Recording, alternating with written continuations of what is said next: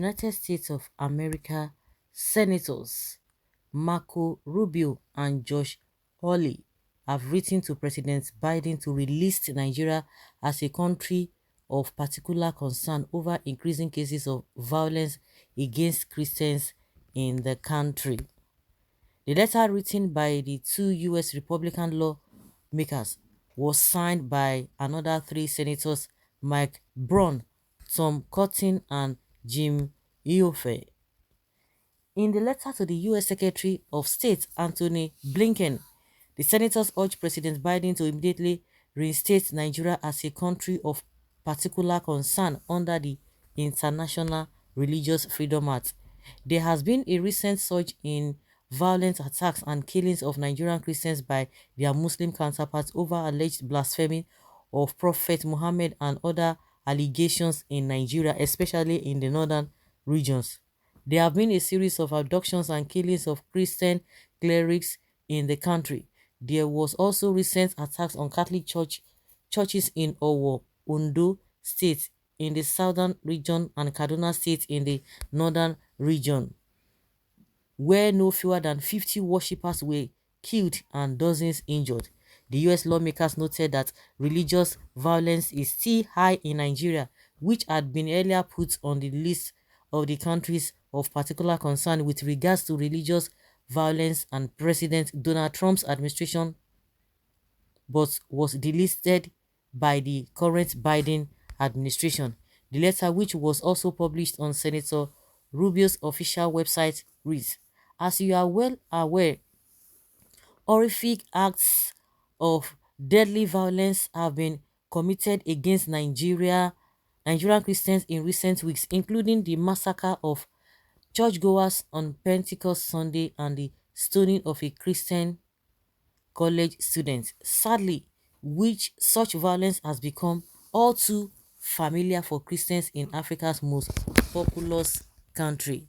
Last year, however, you inexplicably removed Nigeria's designations as a country of particular concern, despite no demonstrable improvements in the country's religious freedom conditions. On the contrary, the situation in Nigeria has grown worse. We previously urged you to immediately reverse your misguided decision, and we will write today to renew our call.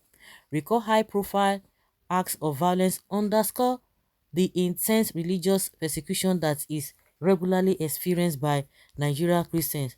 On Pentecost Sunday, gunmen attacked St. Francis Catholic Church in Nigeria's Ondo State, reportedly killing at least 50 churchgoers. Last month, a violent mob brutally stoned to death Deborah Emmanuel Yakubu, a student at Shehu Shagari College of Education in northwest Nigeria. According to reports, some Islamist students were enraged by a blasphemous message Deborah had posted in a WhatsApp group, in which she said, "Jesus Christ is the greatest. He helped me pass my exams." Merely expressing one's Christian faith has apparently become tantamount to a death sentence in many parts of Nigeria. Religious violence and intolerance directed towards Nigerian Christians has worsened in recent years. One report documented more than 4,650 cases of Nigerian Christians who were killed for their faith in 2021. Accordingly, Nigeria earns the dubious honor for the second consecutive year of being the deadliest country on earth for Christians.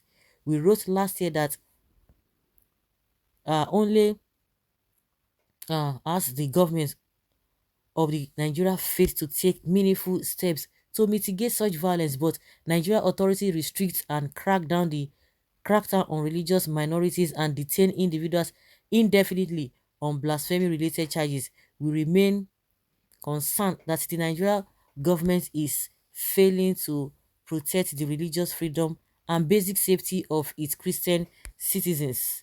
Furthermore, as this year's annual report from the bipartisan U.S. Commission on International Religious Freedom and from your own department make clear, Nigeria government authorities directly participate in the persecution of Christians, Muslims, and even non-theists. Most notoriously, through arrests and convictions under blasphemy laws. Make no mistake, continued enforcement of state-sanctioned blasphemy laws enables the type of deadly violence that killed Deborah Emmanuel Yakubu and so many others.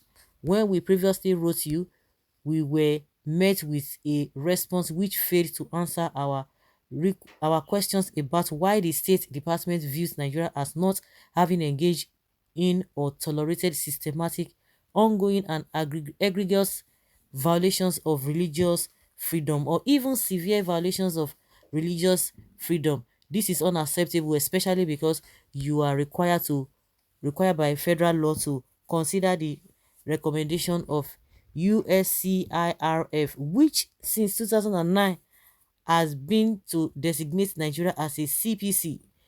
In fact, USCIRF retreated in its 2022 annual report that it was appalled at the removal of Nigeria's CPC designation, despite public statements from you and other state department officials condemning the recent bloodshed in Nigeria. The fact remains that the department still does not officially regard Nigeria as a severe violator of religious freedom.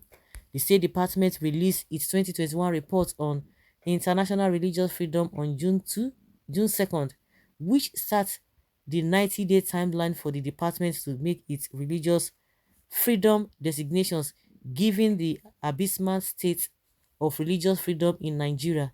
It is incumbent upon you to reverse last year's decision and designate the country as a CPC.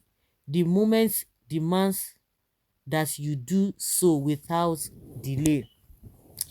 Well, I don't know how many of you remember this issue of Deborah when they told us that the people, they've forgotten that issue. It has been swept under the carpet. Nobody's saying anything again.